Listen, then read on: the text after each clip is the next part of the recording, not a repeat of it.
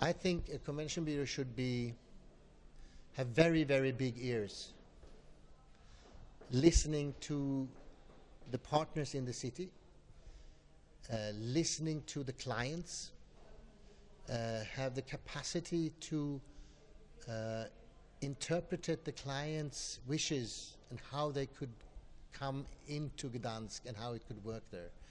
The convention bureau has to be the face against the clients. They're the first point of contact, and they have to be knowledgeable, they have to be trustworthy, they have to be a neutral part of the city, so the partners can trust them and the clients can trust them. I think that's the, then you can make a lot of different marketing projects, etc., etc. But you have to have, this is the core business, to know your destination, to be trustworthy, to be a neutral partner to your partners. Stockholm Convention Bureau is it's a part of City of Stockholm.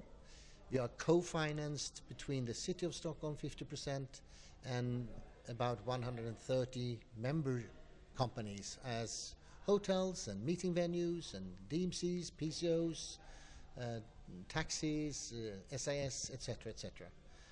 We are 9 persons, divided mainly into 2 groups, working with corporate clients and with association clients. They look for cities where it's easy to come to. Mm-hmm. They look for cities with a good infrastructure, and they look for cities that work together, where all the partners, from the politicians, convention bureaus, venues, hotels, if they work together and they are acting like as one person with the same message, they like it. This I know. They tell us that.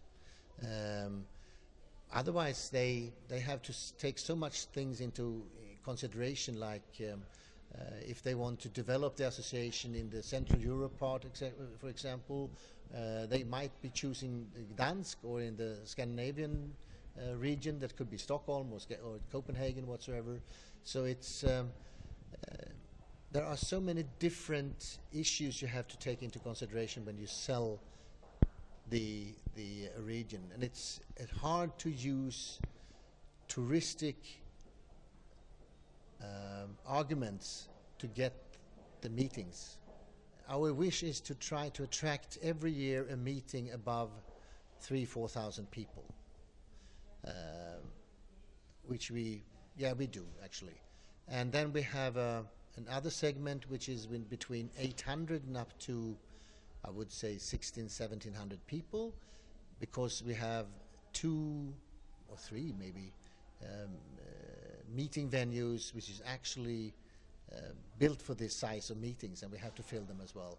And of course, as any other city, we are happy to have any size of cities of meetings.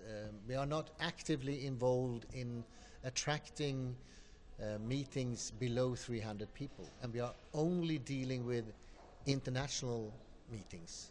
We don't have the task to try to get the national meetings into Stockholm. Say there are very, very, very few cities that has something unique. I don't even say that Stockholm has something unique. Maybe the water and the blue and the green and the urban, that might be unique.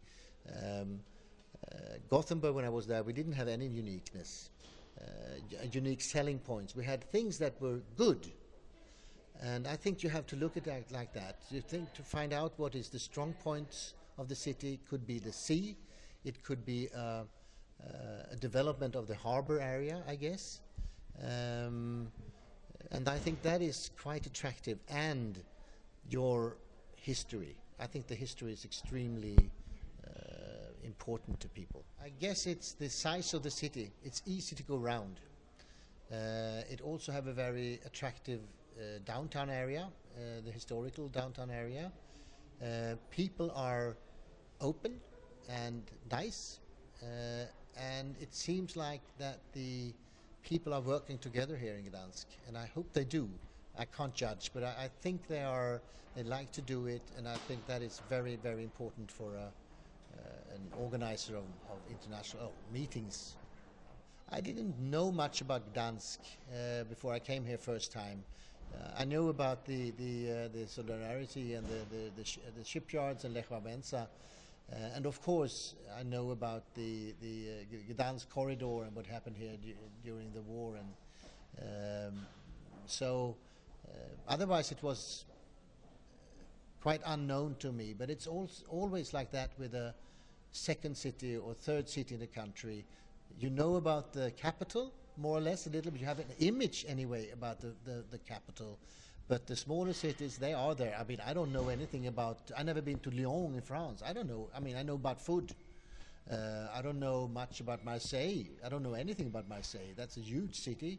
But I know about Paris. And London, I know London and some other English cities. But I mean, and same in Sweden, you know about Stockholm, but Gothenburg and Malmö, and they are not very well known. And it's always like that. And I think you have to live with that, more or less. And if the capital actually succeed to be more, have a stronger image and a well-known image, I think it helps also the smaller countries in the cities in the country, actually.